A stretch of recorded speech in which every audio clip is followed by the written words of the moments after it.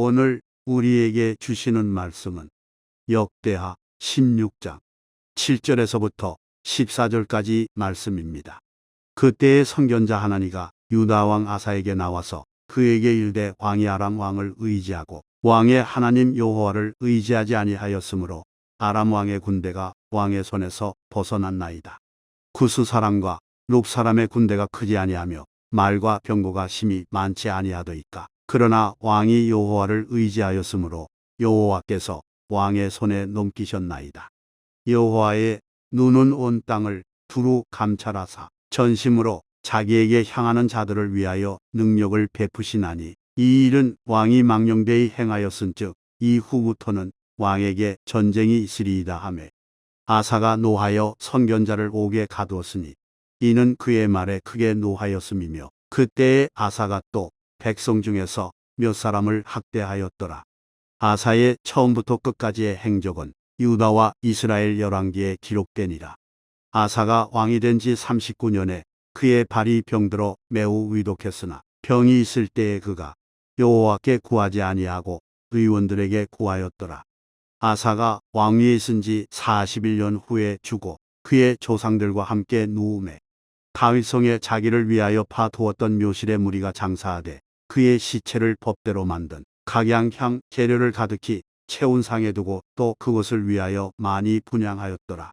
오늘 이 시간은 전심으로 하나님께 향하는 자라는 제목을 갖고 하나님 말씀을 나누도록 하겠습니다. 저와 여러분이 저번 시간에 역대상에 대한 말씀을 나눴죠. 역대상의 핵심적인 내용은 바로 포로기 이후에 귀환한 백성들에게 주시는 말씀이다 보니까 그들에게 가장 필요한 게 무엇이었을까요? 다 무너져 있는 나라의 그 상황 속에서 그 하나님을 의지하며 영광스럽게 나라를 세워나가라고 하는 그런 역사적인 사명이 그들에게 필요했던 것입니다. 그래서 하나님께서는 역대상에서는 다윗의 일대기를 중심으로 하나님의 감동을 주셔서 두 가지 이야기를 중심으로 나아갑니다. 첫 번째 이야기는 어떤 이야기였어요? 첫 번째 이야기는 바로 다윗의 전반기에 언약궤를 안치하는 것에 대한 이야기를 핵심으로 잡았어요.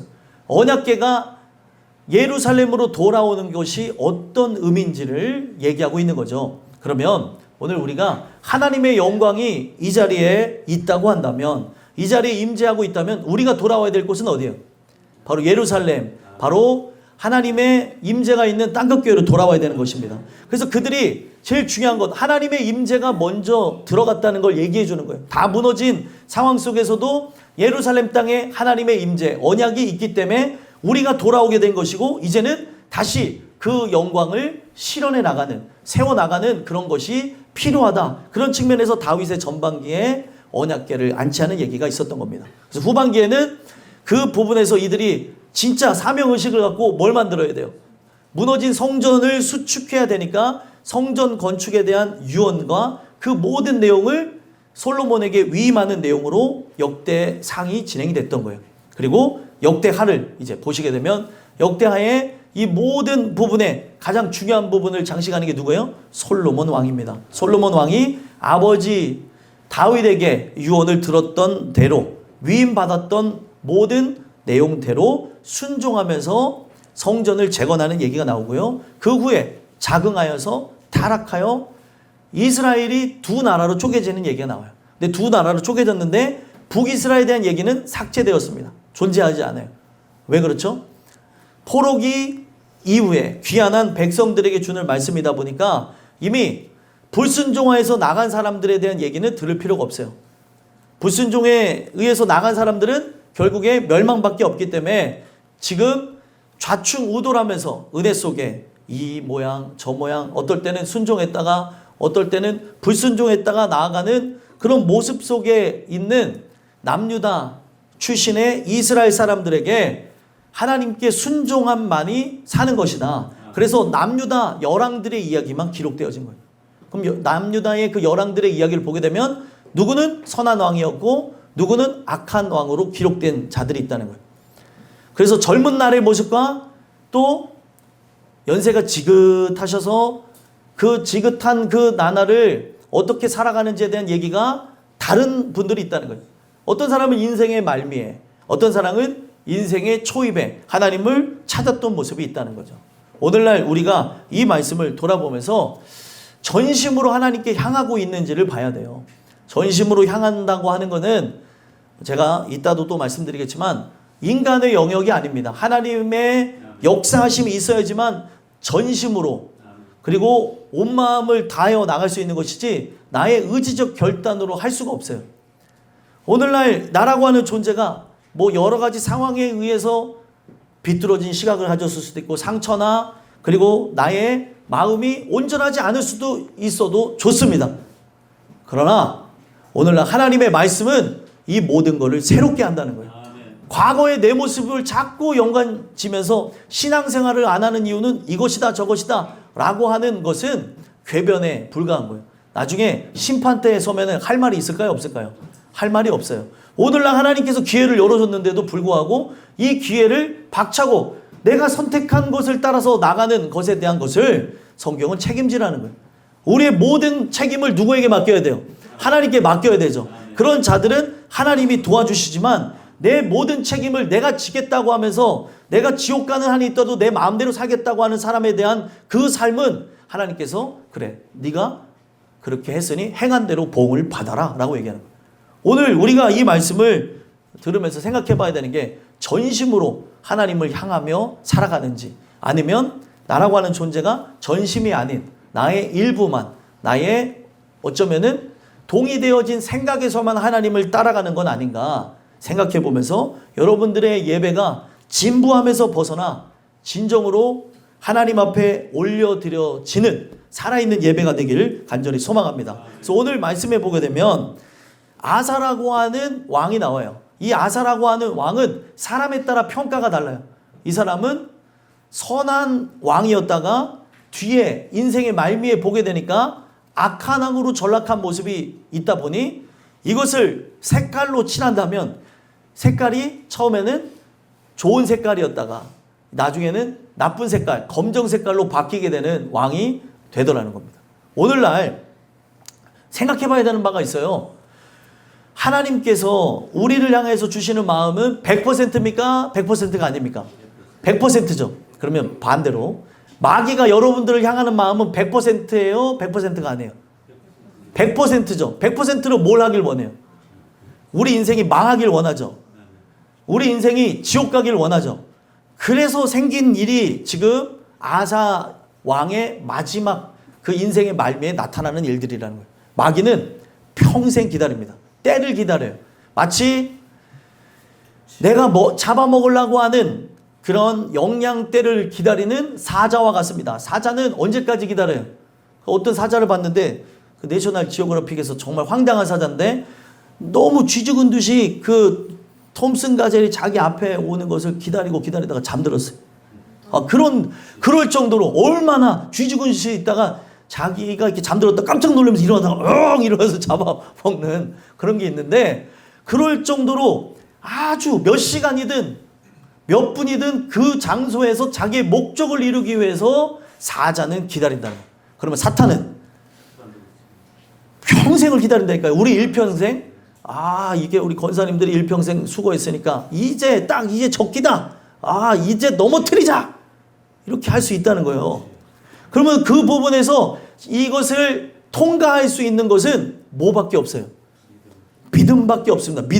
믿음이 모든 걸 가르는 거예요, 여러분들. 그래서 여러분들 넘어졌다.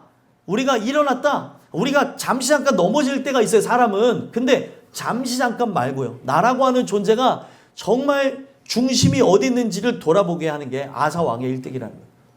하나님은 나의 그 상황 속에서 전심으로 주님을 찾기를 원하신다.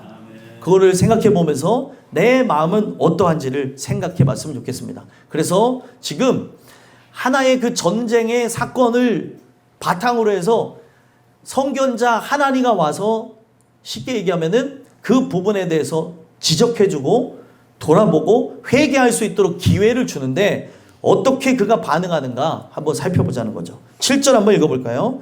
읽어보겠습니다. 시작. 그때의 선견자 하나니가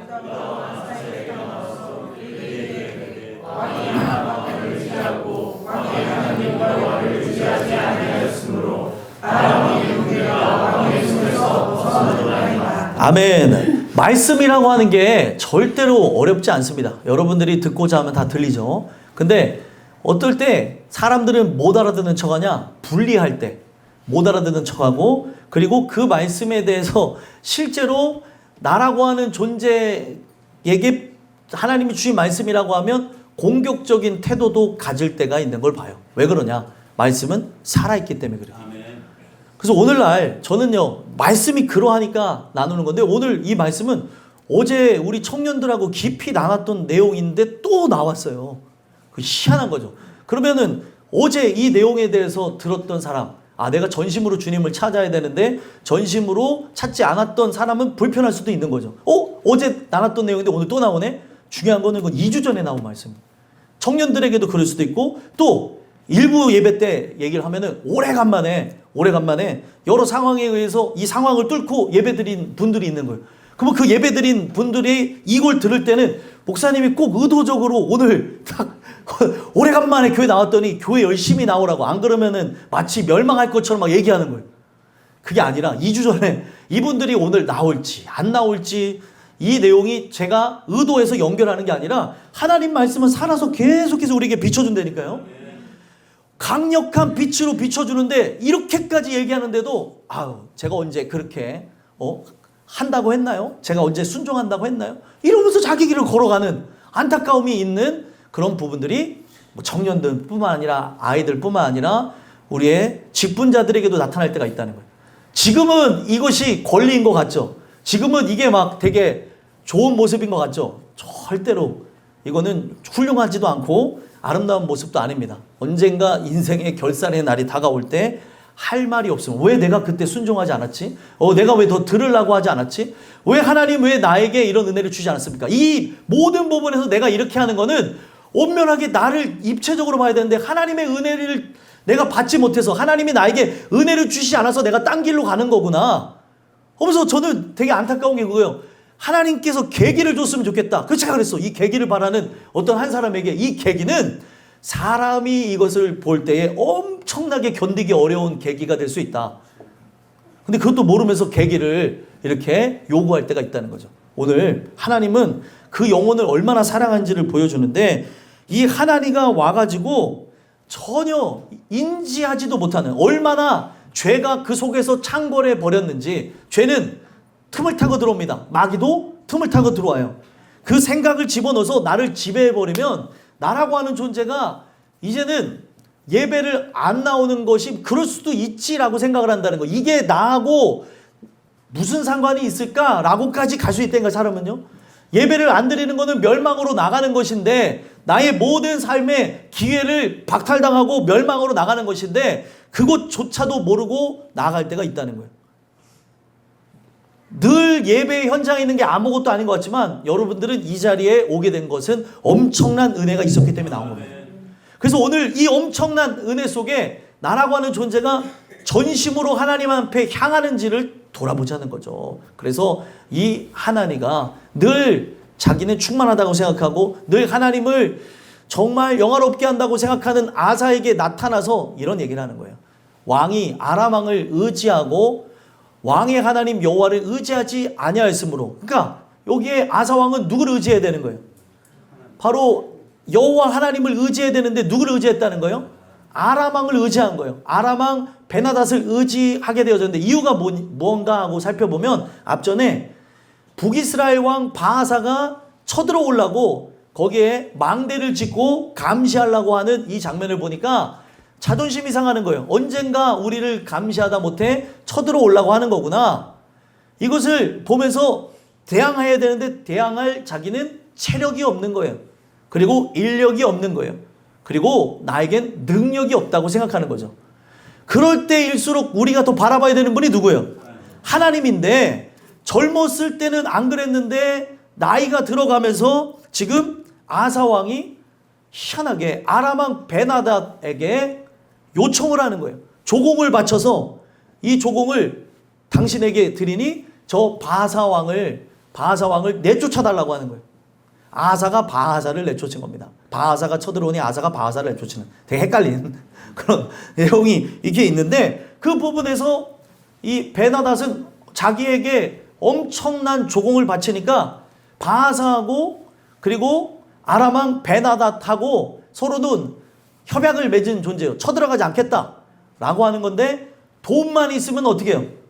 세상은 돈만 있으면 뭐든지 안 되는 것도 됩니다. 사람이 이제 지성 위에 뭐가 있냐면 바로 하나님의 신성이라는 게 있는데 지성이 약간 성립이 안 된 아직까지는 여러 부분에서 무법한 나라에 가게 되면 돈을 주면은 프리패스라는 걸 경험해요. 근데 제가 놀란 게 지금 선교 가면서 캄보디아가 굉장히 지성을 많이 갖추게 됐어요. 옛날에는 몇 달러만 주면은 그냥 이미그레이션을 통과합니다. 그랬던 시절이 있었는데 거기에 노팁이라는 걸 하면서 캠페인을 하는 거예요. 우리가 이제는 지성인이라는 거죠. 이런 부분에서 부패를 이제는 척결해야 된다. 많이 변했더라고요. 그런 걸 보면서 나라가 이렇게 성장하고 있구나라는 걸 보게 됩니다. 제가 뭘 말씀드리고 싶냐면 사람이 이렇게 인생을 살아가면서 지성을 갖추며 해야 될 일과 하지 말아야 될 그런 일들을 깨닫게 되는데 그 지성 위에 있는 게 뭐냐면 신성이에요. 그 하나님의 뜻에 의해서 어찌 보면 지성을 갖춘 인간들이 요즘에 뭐를 얘기합니까? 인권을 얘기하는데 그 인권을 얘기하는 이 부분에서 사람을 생각하는 것 같고 사람을 섬기는 것 같은데 인권이 갖고 있는 구멍이 뭐예요? 어떨 때는 피해자의 그 인권이 가해자의 인권만도 못할 때가 있는 이상한 걸 보게 되더라는 거예요. 이게 사람이 만든 것에 대한 구멍이 있음을 보여주는 거죠. 오늘날 왜 우리에게 신성이 필요하냐? 하나님이 그러하다고 하면 그러한 거예요. 미국에서 정말 아름답게 저는 선포되어진 게 무엇이냐면 성경에 나와져 있는 그대로 남성과 여성 외에는 제3의 성이 없다. 대통령 하나가 하나님 주시는 은혜 속에서 이렇게 선출이 되니까 그것부터 딱 선포하고 시작하는 거예요. 여러분 트럼프는 지극히 정상인입니다. 우리나라 언론에만 이상하게 나오는데 지극히 정상인이에요. 늘 예배를 드리고 있고 그 나라가 정말 가지고 있는 슬로건 중에 하나가 미국을 위대하게 라고 하는 그런 의미는 그냥 부강한 나라를 꿈꾸는 것이 아니라 이 나라가 진짜 주시는 하나님의 역사 속에서 다시 그 목적대로 세워지길 바란다는 거죠. 그래서 그런 부분 속에서 나아가는 건데 지금 막 비춰지는 부분에서는 무역전쟁만 하는 것으로 이렇게 비춰지는데 그런 내용이 아니라는 거죠. 오늘 우리가 이 부분 속에서 살펴봐야 되는 것은 사람 하나가 온전한 생각을 갖고 있어도 하나님의 그런 신성을 받게 되어지면 그 신성 속에서 어떻게 보면 세상이 갖고 있는 가치관과 반대로도 나갈 수 있는 힘을 갖게 되어지는데 지금 이 아사왕 자체가 하나님에 대한 마음이 소원해지니까 은혜가 그의 속에서 상실되게 되어지니까 어떤 일들이 일어나요? 하나님을 의지하는 게 당연한 것인데 누가 봐도 의지하지 말아야 될 세상을 의지하더라는 거예요. 이것이 중요한 겁니다. 오늘날 여기서는 왕을 의지한다고 하는데 우리에게 적용해 볼 때 사람들은 뭘 의지할까요? 돈을 의지하기도 하고 명예를 의지하기도 하고 권력을 의지하기도 하고 사람과의 관계를 의지하기도 하고 어떤 사람은 중요한 거는 하나님 앞에 예배 드리는 건데 이성을 쟁취하려고 하는 생각도 갖고 있고 오늘날 어떤 인간적인 소원을 얻고자 교회 나오기도 하고 이 교회가 마치 사교 집단인 것처럼 먹고 마시고 즐기고 친교하려고만 두려고 하는 것도 어찌 보면은 본질적인 것에서 벗어난 그런 부분들이 일어나더라는 거예요. 오늘날 우리에게 스스로를 돌아보며 하나님은 말씀을 주시는데 내가 의지하는 게 뭐냐는 거예요. 진짜 하나님이냐 아니면은 내가 의지하지 말아야 될 이 부분에서 하나님을 의지하는 게 아닌가 살펴봐야 된다는 거예요. 그래서 제가 일부에도 말씀드렸던 게 뭐냐면 우리의 삶에 중요한 거는 하나님을 향해 우리가 예배 드릴 때 우리는 뭐를 다해서 예배를 해요? 최선을 다해 예배하죠. 최선. 하나님 앞에 드리는 예배는 최선밖에 없어요. 나라고 하는 존재가 하나님께 영광 돌리는 부분에서 우리는 최선밖에 없는데 최선을 못할 때 사람들은 뭘 선택하죠? 차선책을 찾아요. 차선책을 찾은 이유에 대해서 사람들은 뭐라고 얘기해요? 제가 지금 저게 흔히 사람들이 얘기하는 걸 가르쳐 드리려고 하는 거예요. 차선책을 가진 이유는 차악을 피하기 위해서 차선책을 찾은 거죠. 이게 왜 중요하냐면 그러면 여러분들 차선책은 차악을 피했기 때문에 하나님을 향한 이 예배 속에서 우리가 잘하는 거예요? 못하는 거예요? 성경적인 그런 가치관 속에서 보게 되어질 때 하나님을 향한 이 예배는 최선밖에 없습니다. 차선은 없어요. 근데 사람들은 이 부분에서 차선으로 하나님 앞에 하려고 해요. 하나님 앞에 모든 걸 드려야 되는데 모든 걸 드리기는 싫은 거죠. 하나님이 항상 나의 인생의 최선책이 아니라 차선책이 되는 거예요.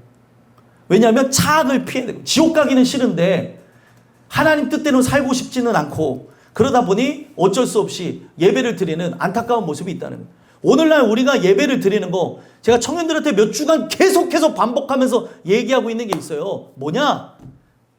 안식일과 주일이 존재하는 거는 바로 우리 하나님을 위해 존재하는 게 아니고 누굴 위해 존재하는 거예요? 나를 위해 존재하는 거예요. 주일이 존재하는 이유는 바로 나 때문에 존재하는 건데 친구도 아니에요. 근데 친구 따라서 아니면 내가 일하는 것 때문에 뭐 때문에 자꾸 핑계로 나가는 모습이 있다는 거예요. 이게 뭐예요? 죄송하지만 사람을 의지하는 겁니다. 아 그러면은 목사님 제 자녀 일인데 남편 일인데 제 아내 일인데 어떻게 합니까? 아내보다 남편보다 내 자녀보다 중요한 게 하나님이에요. 아멘. 친구보다 중요한 게 하나님이고 아멘. 오늘날 나라고 하는 존재가 어떻게 하나님을 인식하냐는 거죠. 아니 그냥 오늘 여기 보면 여기 청년부 특송이었는데 이 특송에 관해서 과연 나는 청년부원으로 어떻게 생각했냐, 여기 함께하는 사람들은 어떻게 생각하냐. 여러분들이 하나님 앞에 그런 마음이 없을 거라고 생각하고 얘기하는데 다음 주는 남성교회 특송이네. 아유 우리 차 특송 왜 이렇게 많이 돌아와. 아유 진짜 아유 하기도 싫은데. 아니 어떤 사람은 정말 나는 진짜 하기도 싫은데 이거 왜 자꾸 이렇게 하나 라고 하면서 하는 사람이 있고 어떤 사람은 나라고 하는 존재가 바로 사람 앞에 서는 듯하지만 하나님 앞에 설 수 있음을 감사합니다. 이렇게 서는 사람이 있다는 거예요. 아니 오늘 우리가 하나님이 명명한 시간에 나라고 하는 존재를 귀하게 생각하셔서 특송할 수 있는 기회를 줬는데 여기 교회가 작아서 특송을 이렇게 하는 게 여러분들 우습게 생각하는 거 아닐 거 아니에요. 그죠? 오늘날 이 부분이 굉장히 중요한 건데 중요하지 않게 생각하는 건 아닌가 돌아봐야 된다는 거예요. 근데 오늘날 특송이었네? 몰랐네. 근데 사람하고 약속했는데 어떻게 하지? 그래도 하나님께 예배하는 게 중요하지. 이게 정상적인 사람이에요. 하나님께 예배하며 나가고 그렇지. 내가 이 시간에 이 자리에 설 수 있는 것 주의 부르심이라 아까 전에 찬양했잖아요. 아멘. 주의 부르심. 아멘. 그 주의 부르심이 있는데 어디 가냐는 거예요. 저는 어쩔 수 없습니다. 제가 약속을 이 약속보다 먼저 태초 전에 하나님을 향한 예배가 있었다니까요. 아멘. 근데 오늘날 나라고 하는 존재가 예배를 그냥 나는 드렸는데 왜 예배를 또 드리라 그러지? 나는 이거 한 번만 드리면 되는데 오늘 왜 3번 드리라 그러지? 2번 드리라 그러지? 여러분들 만약에 이 예배가 5번인데 5번 다 드리라고 하면 여러분들이 그만한 합당한 은혜가 있는 사람이 증명이 된 거예요. 아무나 5번 드리라고 하지 않겠죠. 오늘날 우리가 이 예배를 드리면서 예배드림이 기쁨이 돼야 되는 걸 얘기를 하고 있는 겁니다. 근데 하나님을 의지하는 게 당연한 건데 이 왕이 지금 누구를 의지해요? 세상 왕 아람 왕을 의지하고 있는 거예요. 그러면서 얘기하는 겁니다. 왕년에 이 사람이 어땠는지를 얘기하는 거예요. 8절 한번 읽어보겠습니다. 읽겠습니다. 시작. 구스 사람과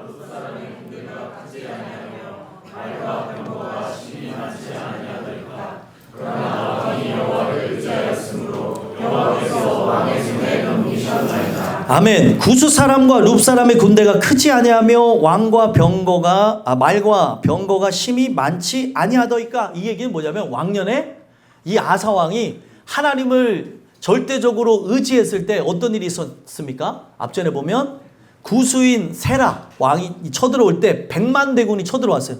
말이 100만 대군이지. 그러면 성경을 과장으로 생각하지 말고 100만 대군이 진짜 성경에 있는 말씀대로 쳐들어왔다면 이길 수 있어요, 없어요? 이스라엘 그 총체 병력으로는 절대 이길 수 없는 병력인데 쳐들어왔을 때 여러분들 어떻게 이겼어요? 하나님 앞에 간구하고 기도한 것을 이겼어요. 병력이 있어서 이기는 게 아니에요. 전쟁은 누구 앞에 속했습니까? 하나님께 속했고 우리는 영적 전쟁을 하며 영적 전쟁 끝에 하나님의 신실한 군사로 우리는 바로 대대로 복귀하는 날이 오게 됩니다. 대대가 어디예요? 천국으로 복귀하는 날이 오는 거죠. 이 땅 가운데 영적 군사로 파병을 받은 거예요. 그러면 오늘날 우리가 하나님 주시는 말씀 가운데 그렇게 살아가고 우리가 이 땅 가운데 세상의 가치관을 우리가 배척하면서 싸워 나가야 되는데 세상의 가치관대로 그렇게 막 형성되어서 나가는 그게 도대체 뭐냐는 거죠.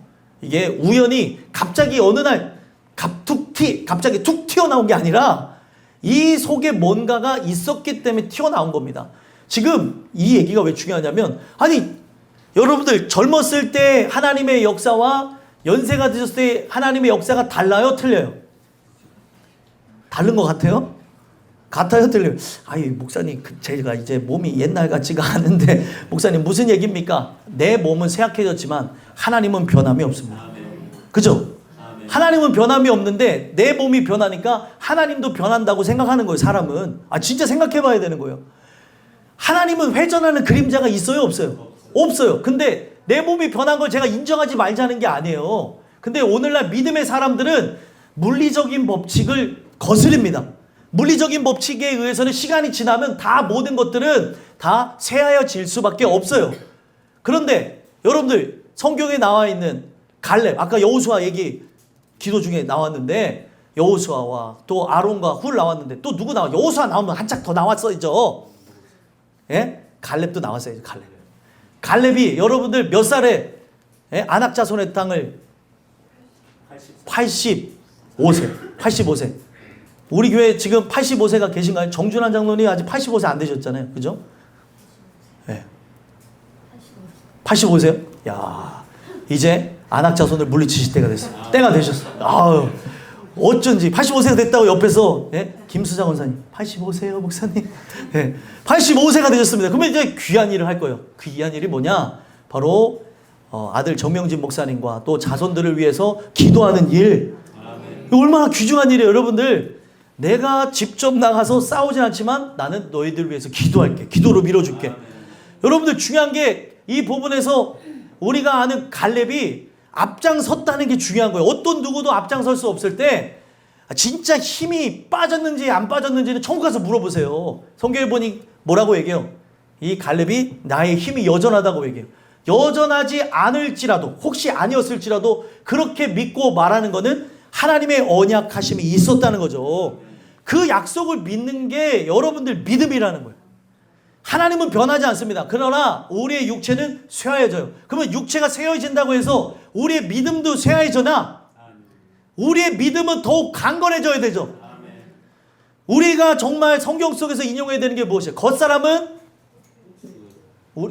어떻게 된대요? 나날이 후패하나 나의 속사람은 나날이 새롭도다. 나의 속사람은 새로워져야 되죠. 겉사람은 후패하는 건 당연한 거예요. 거울을 보면 주름이 생기는 게 당연한 거예요.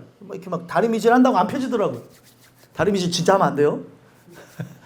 아니 우리가 이렇게 삶을 살아가면서 노화를 겪는 건 당연한 건데 중요한 거는 속사람은 이 삶의 영향을 받는데요, 안 받는데요? 속사람은 받아요, 안 받아요? 방금 전에 얘기했죠. 겉사람은 나날이 후패하지만 속사람은 나날이 새롭다니까요. 점점 성장하는 거예요. 그러면은 우리 교회 점점 믿음이 좋아질 분들은 이제 정준환 장로님서부터 또 우리 밑으로 믿음이 가장 좋아야 되고, 만약에 우리 교회 100세 만약에 할아버지 할머니가 계신다, 그들의 믿음이 제일 좋아야 되는 거예요. 이게 성경적인 그런 위치에서 제가 말씀드리는 겁니다. 그래서 중요한 거는 오늘 우리가 이 말씀 그대로, 과거에는 100만 대군을 물리쳤는데 지금은 못 물리치는 이유는 뭐예요? 과거에는 젊음의 패기가 있어서 하나님 앞에 기도했습니까? 아니에요. 지금 내가 젊음의 패기가 없더라도, 나의 가진 것이 아무것도 없을지라도 나는 주님을 향한 믿음이 있다면 하나님 앞에 기도함으로 이 모든 걸 이겨낼 수가 있다는 겁니다. 중요한 거는 아사 왕의 마음이 변한 거예요. 과거에는 진짜 하나님을 의지함으로 그렇게 나갔었는데 육체가 노쇠해짐으로 타협하게 되는 그 점을 마귀는 평생 기다렸던 거예요. 그래서 이제 때가 됐구나 하면서 여기에 보면은 바하사의 군대가 쳐들어오도록 마음을 격동해서 그렇게 역사한 거죠. 그랬더니 아람왕 베나닷을 그렇게 의지하고 나가는 거예요. 그렇기 때문에 하나님께서는 뭐라고 해요? 그러나 왕이 여호와를 의지하였으므로 여호와께서 왕의 손에 넘기셨나이다. 그렇기 때문에 과거에는 이겼었다는 거예요. 그러나 지금은 어떻다는 거예요? 전혀 그렇지 않다는 거죠. 자, 9절 한번 읽어볼까요? 9절 읽어보겠습니다. 시작. 여호와의 눈은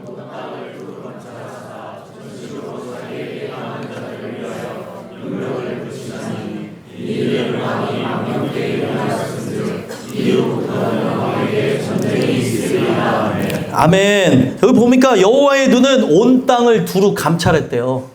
하나님이 찾으세요. 뭐 이런 표현하는 분들 있잖아요. 하나님이 지금도 하나님을 뜨겁게 사랑하는 참된 예배자를 찾으십니다. 이게 어떻게 보면 찬양단의 단골 멘트처럼 그렇게 되어질 때 오늘날 나의 의를 강조하는 것으로 많이 사용되질 때를 많이 봐요. 그 말이. 근데 여호와의 눈은 온 땅을 두루 감찰하사라고 하는 거는 두루 찾아다니는 거예요. 그래서 감찰이라는 단어는 여행하다, 그리고 항해하다, 찾아다니다 이런 뜻에서 나온 거예요. 그래서 온 땅을 두루 찾는 이유는 자신의 것을 찾으러 다니는 거죠. 이 땅에 보내놓은 보화들을 찾으러 다니는 거예요.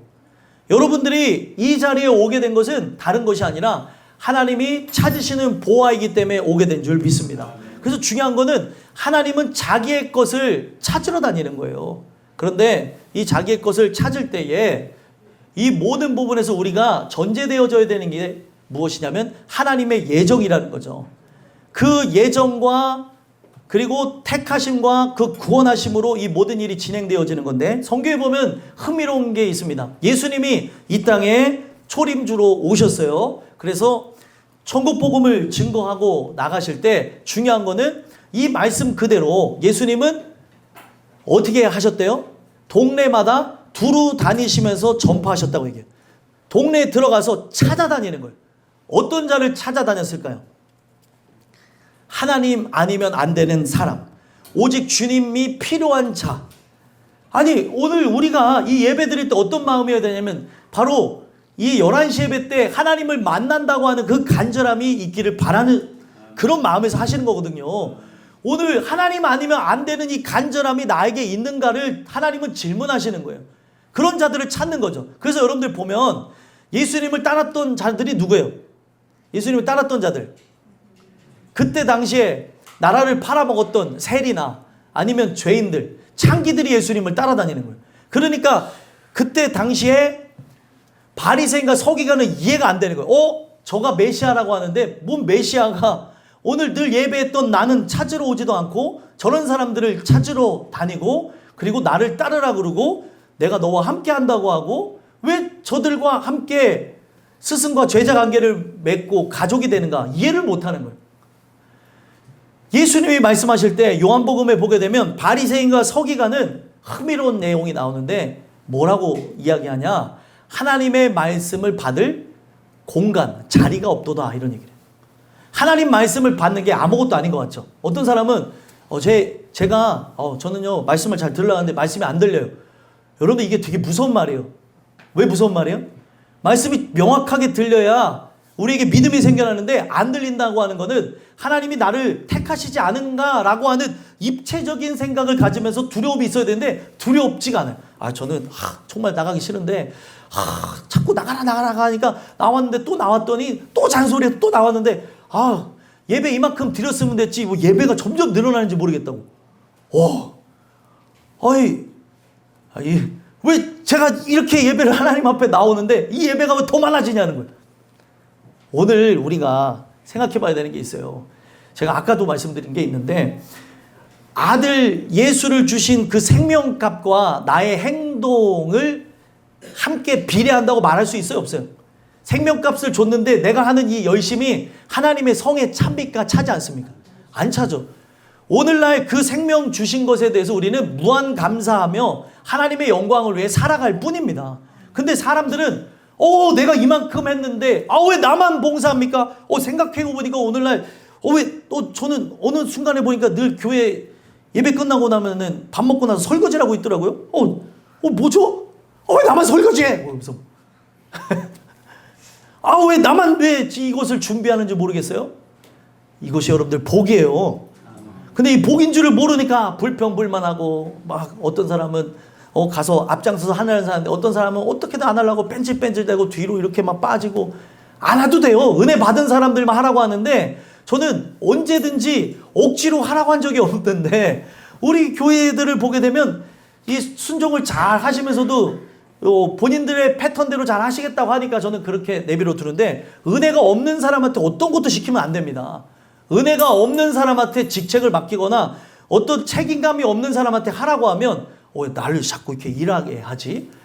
감사해야 될 것을, 나를 그렇게 임명해주고 택하여 준 것에 대해서 기뻐해야 될 것을, 내가 이렇게 나라고 한 자가 글로벌 호구로 보이나? 막 이렇게 생각을 하는 거예요.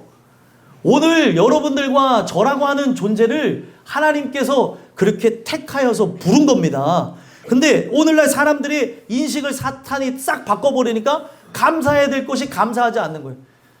모든 부분에서 이것이 선택이 아니라 하나님께서 택하신 건데 내가 선택한 걸로 착각하는 그 순간에 나라고 하는 존재가 택함으로써 있는 자리를 버거워하고 떠나게 되더라는 거예요.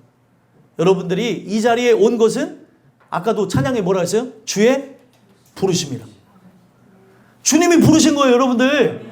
주님이 나가라고 한 적이 없는데 나가고, 주님이 그렇게 세상 앞에서 즐거워하라고 한 적이 없는데 세상과 함께 즐거워하는 이유가 뭐냐는 거예요.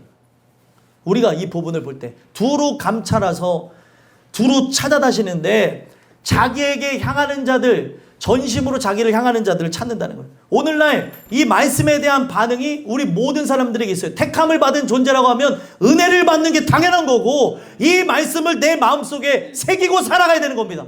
근데 저 문을 박차고 나갔는데 오늘 뭐 들었지? 그 아까 딴 생각하면서 워낙 우리 목사님이 호흡이 너무 길어가지고 이게 들다 보니까 뭔지 잊어버렸어. 뭔 소리였지?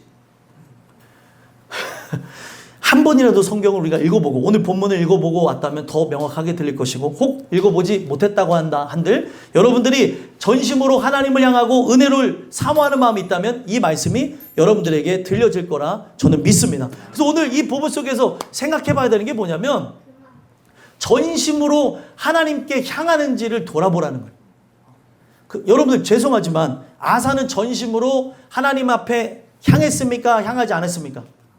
향하지 않았죠. 성경을 읽은 분들은 충돌이 되는 구절이 있어요. 뭐가 있냐? 앞전에 보면은 15장에 17절, 15장 17절 한번 읽어보겠습니다. 읽겠습니다. 시작. 산당은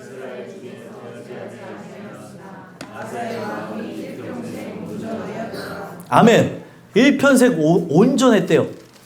그리고 여기에 지금 9절에 우리 16장 9절에 보게 되면 전심이라고 하는 요 단어가 연관성이 있는 단어예요. 여러분들 어떻게 생각하세요? 이 부분을 잘 해석해야 되는 건데 일편색 온전하였다고 하는 이 말이 잘못 해석이 된 거예요. 왜 잘못 해석이 된 거냐? 아사의 마음은 평안했더라 라고 해야 되는 게 맞아요. 평안했더라. 근데 여러분들 질문을 드릴게요. 우리 장로님, 김정 장로님, 집안에 산당 제사를 드린 사람이 있어요. 산당 제사를 드린 사람이 있으면 마음이 평안합니까? 불편합니까? 불편하죠. 그렇지 않아요?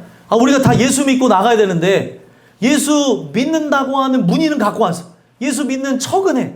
근데 얘기를 나눠보면 예수님에 대한 생각을 하나도 안 해요. 그래 놓고 자기는 예수를 찾는다고 하고 그런 장면이 나와요. 아하스 왕에 대한 얘기도 히스기야 왕의 아빠인데 보게 되면 하나님께 예배하지도 않는데 하나님을 자기는 영화롭게 하고 진정으로 예배하는 척하는 내용이 나와요.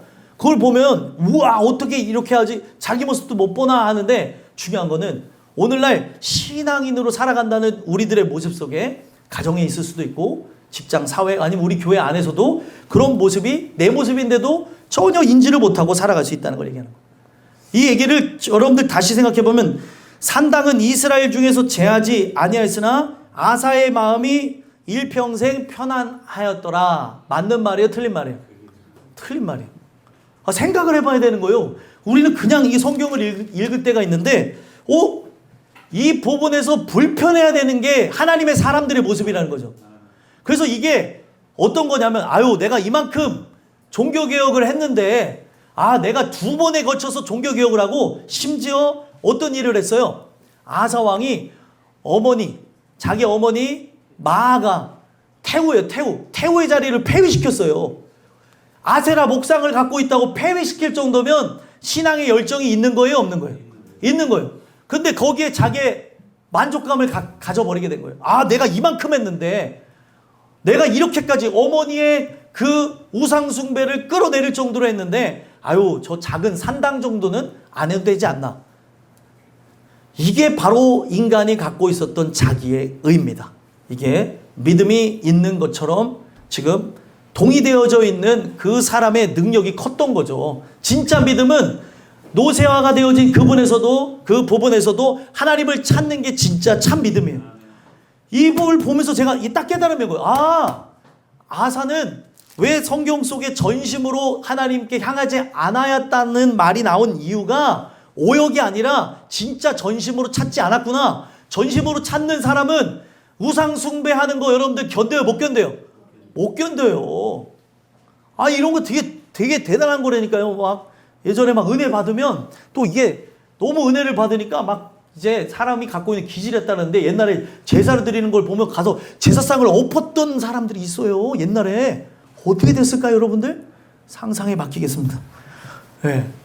그러니까 중요한 게 내 마음하고 현실하고는 다른데 막 엎고 나서 막 머리 잡고 막 이렇게 막 이런 것들이 일어나고 하는데 중요한 거는 내 마음하고 현실하고 다르기도 하고 중요한 거는 그 눈에 보이지는 우상의 제단을 갈아엎는 거 막 뒤집어 엎는 게 중요한 게 아니라 그들에게 제일 중요한 제단이 무너지기 위해서 복음을 증거했었어야 되는 거예요. 근데 오늘날 그런 부분에서는 온데간데 없고 막 자기는 이런 부분에 대해서 못 견딘다고 하면서 상을 들러 엎었는데 중요한 거는 그 부분에 대한 복음에 대한 후속 조치, 그 복음이 어떻게 보면 전속 조치로 먼저 나왔어야 되는데 그리고 또 후속으로 계속 나왔어야 되는데 그런 것이 없고 행위만 가지니까 기독교인들은 불통에다가 그리고 고집비, 시고 그리고 자기 멋대로 이타적인 게 아니라 배타적이다 이런 말을 들었던 이유가 그런 거예요. 그러고 나서 그 사람들이 막 죄를 범하니까 오늘날 우리가 이 부분 속에 살펴봐야 되는 거 전심으로 찾는 건데 전심은 여러분들에게 질문 드리겠는데 인간이 할 수 있는 영역이에요? 할 수 없는 영역이에요? 할 수 없는 영역이에요. 그래서 이 전심이라고 하는 거는 하나님이 그런 생각과 마음을 주시는 겁니다. 택한 영혼에게 이 마음에 말씀을 받을 자리가 있어서 말씀을 듣고 그렇구나. 내가 이렇게 나가야 되는데 전심으로 나가질 못하네. 오늘 전심으로 나가는 게 뭘까요? 예배를 횟수를 드리는 게 전심이 아니에요, 여러분들. 전심이라고 하는 건 한 번의 예배를 드려도 나의 온 마음을 드리냐는 거죠. 그 온 마음을 드리면서 드리고 난 다음에 흡족하면서 내가 더 하나님 앞에 예배하고 싶구나. 더 예배할 수 있는 기회를 줬으니까 더 나아가야지라고 하는데 오늘 한 번 예배 드렸는데 오늘 목사님 설교가 되게 진해서 숨을 못 쉴 뻔했어. 자, 오후 예배는 패스. 뭐 그럴 수도 있는데 오늘 우리가 이 주일의 삶을 통하여서 6일의 삶이 주일과 같이 하나님을 경외하는 자의 삶을 살아간다면 어떤 사람들이 갖고 있는 논리를 깨부수고자 하는 거예요. 우리는 365일 그리고 어떻게 보면 52주의 삶이 예배자로서 사는 것 맞습니까? 우리가 주일날 예배하는 것도 맞고요. 평일날 예배하는 것도 맞습니까? 내가 평일날 나왔으니까 주일날 안 나오는 거 맞아요? 아니죠.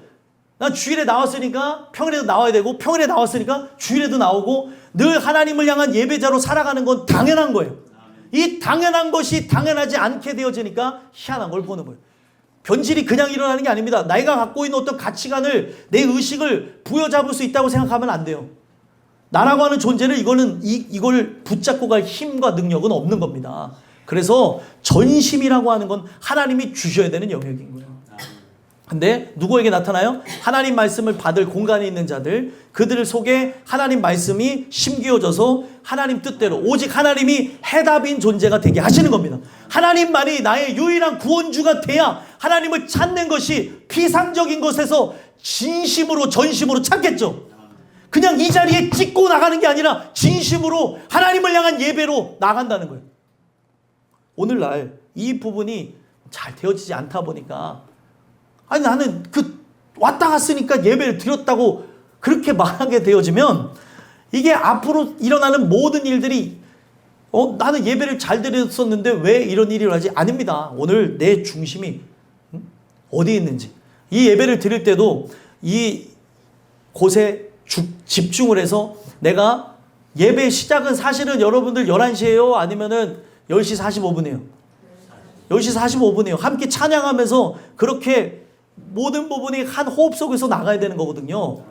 근데 어떤 분들은 예배 11시 반에 오시는 분도 있고 오는 것 자체도 되게 은혜인데 이것에 속으면 안 된다는 거. 아, 내가 더욱 하나님 앞에 전심으로 예배해야지. 나라고 하는 존재가 더 은혜 받기 위해서 먼저 가서 준비해야지. 하루 아침 시작도 내가 오늘도 졸지 말고 하나님 은혜 속에서 살기를 원합니다. 기도하면서 준비하고 오는 거예요. 그래서 멀리 파주 김포에서 오시는 분들도 있고, 그러면서 항상 어딜 향해 있는 거예요? 성전을 향해 있는 이 마음으로 나아가는 거죠. 상황상 이렇게 못 나오지만 함께 그렇게 되어지면 온라인으로 동참하면서 함께 예배하고 그렇게 나아가는 것이 우리들의 모습이라는 거예요. 근데 오늘 우리가 그렇게 전심으로 나가야 되는데 전심으로 나가지 않는 것은 아닌가 돌아봐야 되는데, 전심으로 향하는 자들을 위하여 능력을 베푸신다. 이 능력은 그 능력을 구하는 자들에게 주시는 구원을 얘기하는 겁니다. 구원을 필요로 하는 사람에게 구원을 줘야 감사하죠. 오늘날 과자를 필요하지 않는 아이에게 과자를 주면 요즘 아이들은 저 필요 없는데요 이런다니까요.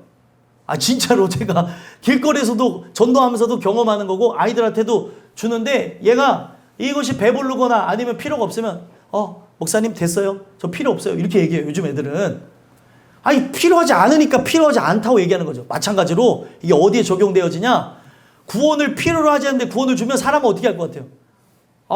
주님 저를 올감해가지고 저를 주종 관계를 삼으셔가지고 저 좋아하는 세상의 즐거움대로 살지 못하게 하시고 제 인생을 송두리째 다 빼앗으려고 그런 거 아니세요? 이런다니까. 사람은 구원받기를 소망하는 마음이 있어야 되는데 은혜 받는 게 두려운 거예요. 은혜 받으면 이것도 버리고 저것도 버리고 다 포기해야 될 것 같다고 해서 실제로 제가 들은 얘기 옛날에 은혜 받는 게 두렵대요. 왜 두렵습니까? 그랬더니 은혜를 받으면 자기가 지워진대요.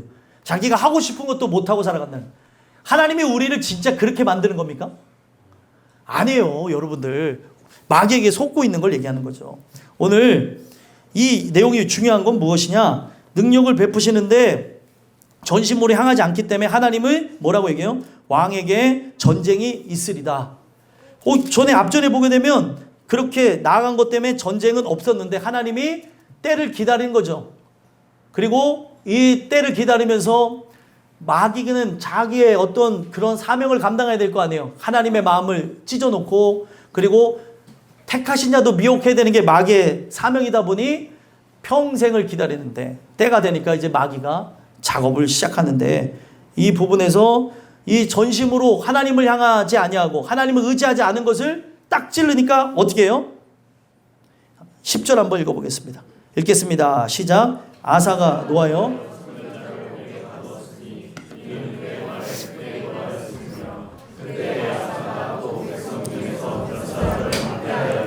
아멘. 여기 보면 아사가 노하여 성견자를 옥에 가두었으니 이는 그의 말에 크게 노하였음이며. 중요한 거는 제가 이 복음을 여러분들에게 증거할 때 마음이 노하여지는 사람이 있을 수 있나요, 없나요? 있을 수 있죠. 불편하기도 하고 이걸 들을 때 화가 나기도 하고 하는 부분들이 나타날 수도 있는데, 오늘 이 말씀을 주신 건 다른 이유가 아니라 여러분들이 은혜로 살아가라고 이 말씀을 준 거예요. 오래간만에 나왔는데 왜 이런 말씀을 주십니까? 이거는 이미 예비되어진 말씀이었다니까요. 근데 이 말씀 속에서 살펴봐야 되는 건, 오늘 이 말씀이 누굴 잘 되라고 준 거예요. 성경 속에서 아사왕을 잘 되라고 준 거고, 또 우리 잘 되라고 주신 말씀이잖아요. 그러면 성견자를 옥에다 가둬야 돼요? 가두지 말아야 돼요? 가두지 말아야 되는데, 여러분들 혹시 저를 옥에다 가두고 싶은 분들이 있는 거 계신 거 아니죠? 네. 이 말씀이 증거된다고 그러면 안 되는데 성견자를 옥에 가뒀다. 왜요? 그의 말에 크게 노하였어요. 이거는 왜 일어나는 줄 아십니까? 화를 낼 때가 있어요. 좋은 취지에서 얘기했는데 화를 낸 것은 그 사람의 민낯, 핵심을 찔렀기 때문에 화를 내는 경우가 사실 99.9%입니다. 그 중심을 팍 찔른 거죠. 비어있는 공간을 딱 공략한 거기도 하고, 내 생각이 어디를 향해 있는지를 딱 빛으로 비춰주니까 화를 내는 경우들이 있어요. 여러분들 성경에 보면 스데반이 돌 맞아 죽어요. 왜 돌에 맞아 죽었죠? 성경에 보게 되면 그 말을 듣고 회개한 자도 있었나요? 있었어요. 두 종류로 나눠져요. 말씀을 듣고 회개하든지, 말씀을 들었는데 화가 나서 돌을 들든지, 두 종류밖에 없어요. 오늘 여러분들이 이 말씀을 듣고 성견자를 옥에 가둔 것 같이 화를 내시면 안 됩니다. 오늘 이 말씀을 통해서 우리가 받아들여야 되는 것은 내가 전심으로 예배하고 있는가. 이건 인간의 힘으로 되는 것이 아니기에 하나님 나를 예정하시고 택한 존재라면 은혜로 함께하여 주시옵소서. 기도하며 나갈 때 여러분들과 저에게는 소망이 있는 거예요. 근데 이 부분에서 가두고 난 다음에 사람들이 들고 일어난 거예요. 데모란 거죠. 아니 어떻게 왕을 사랑하여서 왕에게 그렇게 조언을 하고 그 권면한 사람을 옥에다 가둘 수 있습니까? 여러분들 가둘 수 있어요 없어요? 안 되잖아요. 근데 사람은 그럴 수 있다니까요. 내 일은 내가 알아서 해. 아니 왜 나한테 뭐라고 해? 뭐라고 하는 게 아니고 성경적으로 권면을 하는 거예요. 하나님 뜻대로 살아가라고 그렇게 얘기하고 있는데 사람들은 그 내용이 안 들리는 거죠. 자꾸 나에게 잔소리라고 얘기하는 거예요. 잔소리의 마법을 아시나요? 잔소리의 마법이라고 하는 게 무엇이냐면 잔소리는 솔직히 필요한 얘기일까요? 필요한 얘기가 아닐까요? 예? 필요한 얘기예요? 필요한 얘기가 아니에요. 잔소리를 듣는 분들은 잔소리라고 생각하는 분들은 필요하지 않다고 생각하고 또 잔소리를 하는 분들은 필요하다고 생각해요. 근데 잔소리를 한다고 하는 거는 우리가 잔소리하는 입장에서 내 입장은 아니고 듣는 사람의 입장인 거죠. 제 아내가 저한테 하는 얘기들이 있어요. 그 하는 얘기가 제가 잔소리로 치부할 때가 있는데 잔소리가 맞을까요? 아닐까요? 잔소리가 아니에요. 그래서 끝나고 나서 미안해. 아까 또 내가 그렇게 했던 걸 미안해. 막 이렇게 했다면 그러니까 내가 잘할 때 잘하라고. 알았어. 아내가 그렇게 하는 거예요. 왜냐하면 나에게 정말 필요한 얘기를 하는 건데 사람이 그때는 듣기 싫어할 때가 있어요. 근데 중요한 거는 이게 남녀노소 나이를 불문하고 제일 중요한 하나님의 말씀이 나에게 들려져 회개해야 될 때도 잔소리처럼 들어질 때가 있다는 거예요. 나의 영혼을 일깨우기 위해서 주는 건데 왜 나만 갖고 그래 하면서 이런 부분들이 나타날 때가 있다는 거죠. 이 부분에 대해서 잘못된 길을 행하니까 들고 일어났더니 이 아사의 분노가 얼마나 크냐면 그 몇 사람을 학대하여서 함께 가뒀다는 걸 알 수 있어요. 학대했다는 거는 감옥에 가두기도 하고 고통을 줬다는 거예요. 결국에는 회개했어요? 안 했어요? 안 했습니다. 그리고 이제 결론이 나는데 이 모든 내용이 11기에 기록되어졌다고 하면서 안타까운 내용에 대한 결과가 나오죠. 12절 한번 읽어보겠습니다. 읽겠습니다. 시작. 아사가 왕이 된 지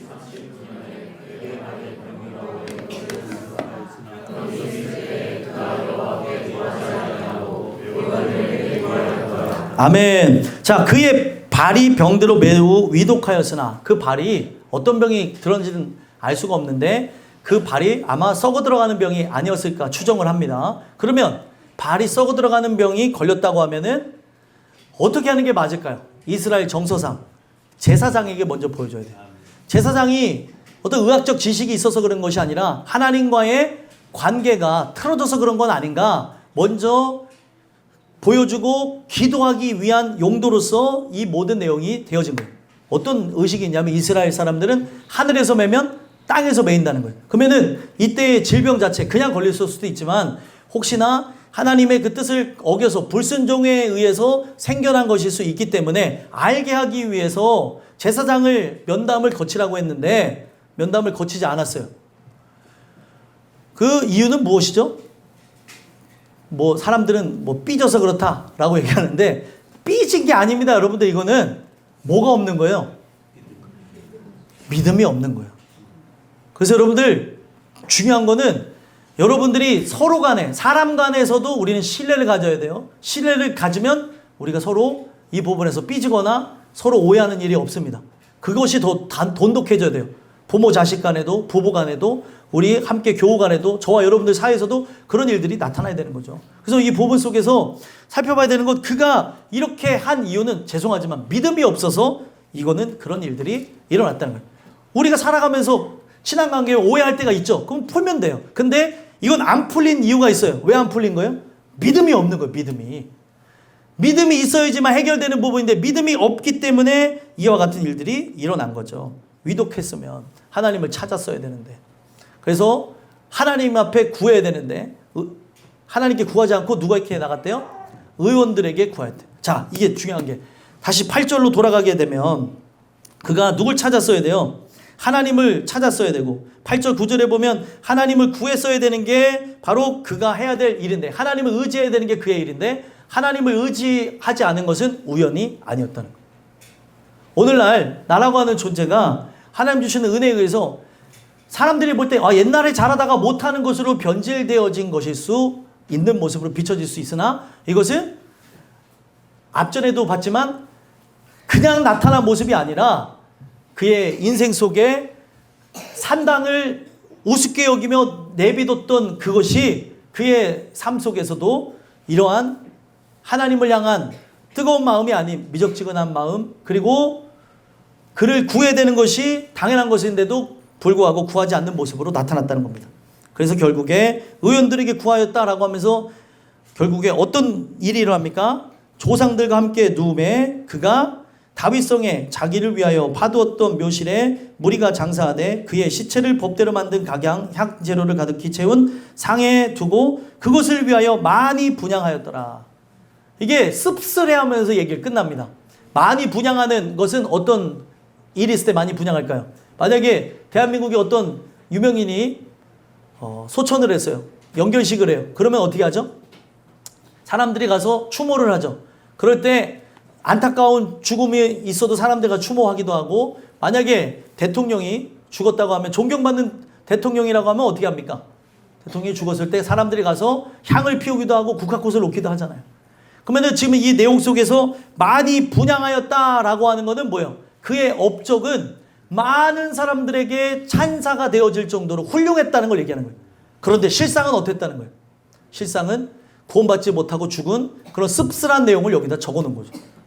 여러분들 우리는 과거의 영광에 사로잡혀서 살아가는 존재가 아닙니다. 현재 내 신앙이 어떠한지 나는 하나님의 영광을 위해 살아가는지 도대체 나라고 하는 존재가 추구하는 바가 뭔지를 생각해 봐야 되는 걸 얘기하는 거예요. 오늘 이 말씀을 여러분들 안에 새기면서 나라고 하는 존재는 하나님의 영광을 위해 살아가는가 아니면 나의 커리어, 나의 영광, 나의 기쁨을 위해 살아가는가 돌아보셨으면 좋겠고 오늘 이 주신 은혜를 통해서 전심으로 하나님을 예배하는 예배자가 우리 모두가 되기를 간절히 소망합니다. 기도하겠습니다. 하나님 감사합니다.